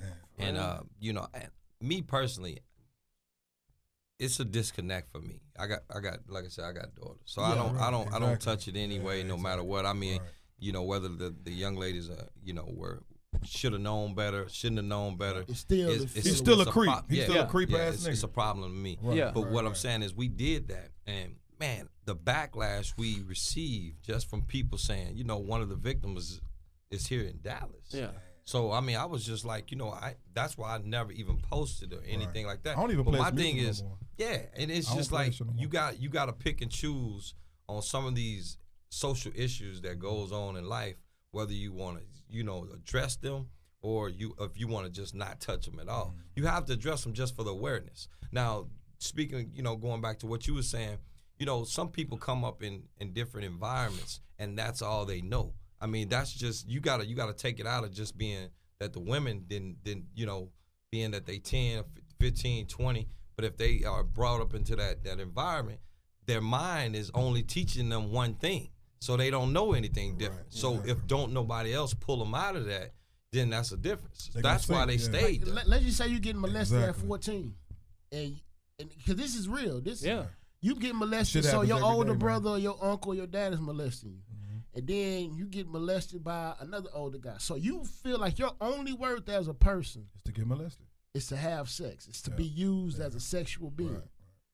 That'll fuck you up in the head even at 22. It will. Yeah, it will. Even at 15, this is all I knew. Like, so my body was developed. That's and that's what I brought to the world. Like, because it's a movie out with Keke Palmer called Pimp. How was it? So I watched it. It was actually good because it's a backstory. Yeah, like DMX is in there. He plays her dad. Nigga, you turned me on to it. She grew up in a house with whores, so she came up as a pimp. DMX was her daddy. Yeah. Because she looked at women as sexual beings. Exactly, so that's why that's why she became gay, because it was like, I'm not about to be getting fucked. Yeah. Right.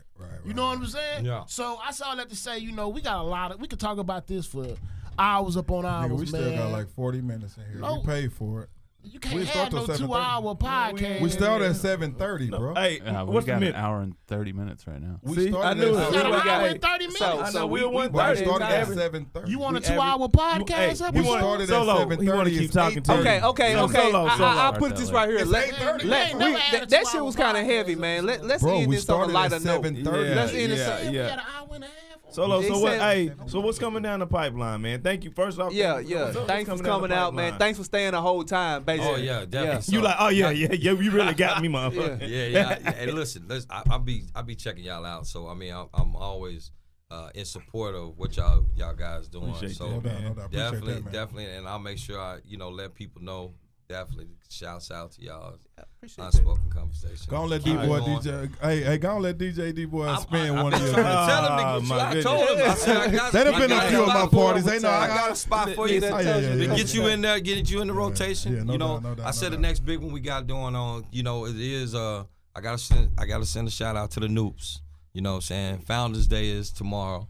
So J5, we're gonna take over the city. So if you out and about, you know, just, you know, like I said, keep your women in the house. You know what I'm saying? Hey, if they getting dressed up, don't ask. Hey, and especially if they getting dressed up for y'all, you might want to get dressed up. She already gone at that point. Solo, when them motherfucking Cowboys win tomorrow, when them Cowboys win tomorrow, oh my God, the party, nigga. You better hope they win tomorrow. Come on, man. I ain't saying nothing about the Texas. Either you gonna be I ain't saying nothing about the Houston Texans. Nigga. See, niggas. Let's just hope the Cowboys in the Texas. If we lose, nigga, don't call me. Hey, bro. Don't text me. Shout out to Deshaun and my boy Lamar. You know, go do it for the culture. You know, I love to see a nigga at quarterback, bro. Shout out to motherfucking DeAndre. Shout out to DeAndre Hopkins. I hope they find that fucking white racist bastard who pulled up on that car and killed that 7-year-old girl.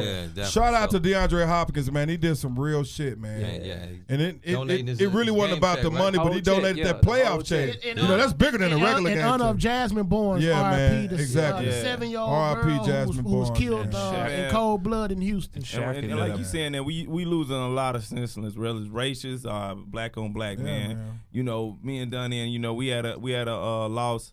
One of our ex-co-workers, man, lost a son, man, and it was just a tragic loss. Murdered. You know, in Christmas morning. Yeah. So shout out to man. Yeah, man. You know what I'm saying? Yeah, he had a daughter. And he had a baby girl. Yeah. Young cat was like, you know how you know, I believe in energy, man. And I think, you know, he was a cool cat, man. Right. You know, his mom was like, you know, maybe you need to holler at my son, you know, whatever. And I think our energy was always like rubbed off on him, because you know what I'm saying? You can tell. You know, he wasn't used to just. I mean, he was. Every time he sat in my car, he had a good heart. I give him a little game, and he took it. Yeah. He was always. He was always a cool cat. You know, he deal with my impatient ass. But he in a better place. Yeah, nigga. That's a lot. He clicked on you. Yeah. He clicked on me one time. But he in a better place, man. Rest in peace, man. Rest in peace, man. You know what I'm saying? Real talk, man. Glad you put your music on iTunes. At least it didn't take a lot of tracks. It just took one, bro, and it made sense. I listened to it today, man. You know, judge me. You know, it's good. Still can't wrap my head around it. Yeah, man. Crazy, so before we get out of here, you know, anybody got any goals for the year? You know, this is our first show. Oh man, I gotta lose this gut.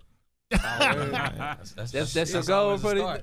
Just a resolution right there. I mean, I can still see my dick, so it ain't that big. You come to the gym with me? Hey, man, you get in the gym. I wasn't saying that for you, nigga. Hey, anytime. Nah, if I was looking at you when I said that, then you could question me. Hey, look. But nah, man, just I mean, I can still see my dick. My thing is continue to be better, man. You know, make as much money as I can the legal way, and just, you know, like I say, I got one daughter just graduated college. I got another daughter, another son. As long as I can keep my daughters off the stripper pole, my son out of prison, I'm good. Nah, fuck that. I got more goals than that shit. No, I'm not saying that. Now I'm not saying those are my goals. No, we just need well, that's what he had. What we got? Hold on, what we got? Make more money. That kicked in over there. No. I mean that shit is big if you ask me. As far as my children go, but make money, man. And you know, I want this unspoken shit to evolve. That's one of my main goals in 2019. Our brand to really hit this shit like I know it's gonna hit. But, you know, we paying our dues, you know, like you said. But you know what? I mean, I got motherfuckers be on IG. They'll request me. I delete it. They'll request me again. Then I DM me and be like, hey, man, you know, what the fuck? What you trying to sell? No, I listen to y'all's podcast. Okay, damn, my bad. And that's good shit. So my thing is, you know, keep rocking with us, expand our brand. Expand our brand. And like I always say, you been fucking with us, fuck with us some more. If you ain't fucking with us, then you sleep. Yeah. Hey, you need to get up. For real, man. Hey, shout out to Crown Holders. Shout out to Kenny Reed. Shout out to Connect Dallas. Shout out to I Like to Party. Yeah, I like to party. We appreciate you, Solo, for coming and rocking with us. Solo. And coming out. Solo said he was gonna be in and out, but he rocked with us. Tell us about that. All right, so tell us what's your next event plans? You know. Well, like I said, we do weekly events. Thursday, Don't Tell, Supper Club. You know, Fridays, we actually looking for a consistent new spot. Saturdays, we got the day party at Level every Saturday on Level. And then tomorrow night is actually we're gonna take it to the next level. We got Gas Monkey Live. You know what I'm saying? The new takeover Gas Monkey Live. We already over 1,500 tickets sold. So what's the expectation for Martin Luther King weekend? So let's say Martin Luther King weekend. We got Chicago to Dallas. We got Arkansas to Dallas. AR. You know what I'm saying? AR to Dallas. We got Memphis. We got everybody coming to Dallas for that weekend. On like I say, on Saturday night it's gonna be the big party. It's gonna be the all black party at the W Hotel. So, you know, you might want to get your tickets, you know, get cash and sharp. Yeah, exactly. Hey, you know it's my birthday weekend. We turn it up then. You ain't gonna get out in New York. Since all black. Hey, all black? All black. I'm gonna have red shoes on, but I'll be all black. Right. I'll be all black. Everything else. Yeah, man. You already know how people though. You say all black, they gonna come in white. So you know you ain't lying. You always gonna have them. Nigga wanna be seen. Dress clothes so he can be seen. It's that one nigga who wanna be seen. Right. Them the ones I don't let in though. Exactly. That's what I'm saying. But the nigga at the door that you gotta be like, nah, man. Cause you trying me now, nigga. Now you trying me. No, nigga. But yeah, so you coming here to fight. But yeah, man. But like I said, for y'all like I said, y'all got a good thing going. Man, y'all just keep pushing. That, bro. You know what I'm saying? That, the grind is always in the work. You know what I'm saying? You got to just keep pushing. That's real. And you know, like I said, the followers will come. Y'all, you just keep doing what you're supposed to do, what you can handle. Everything else will fall in place, man. So y'all just keep doing what y'all doing. You know, we're at the top of 2019 now, so we back. So what's your resolution?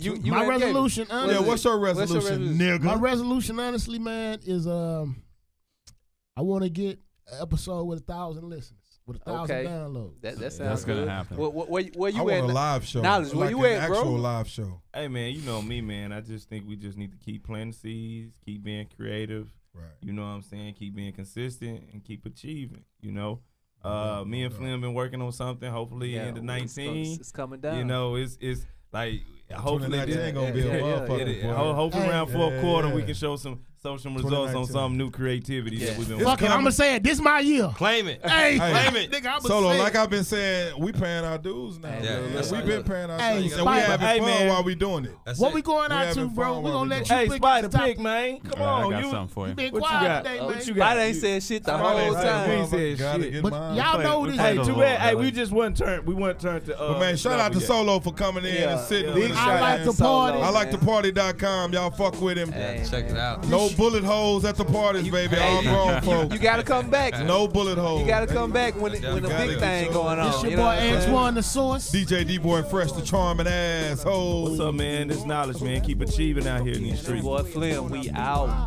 Peace and love, everybody. Peace and love. Peace. Names and after that I'm kicking ass to breathe. Time to flow. Can I get a rhyme to go?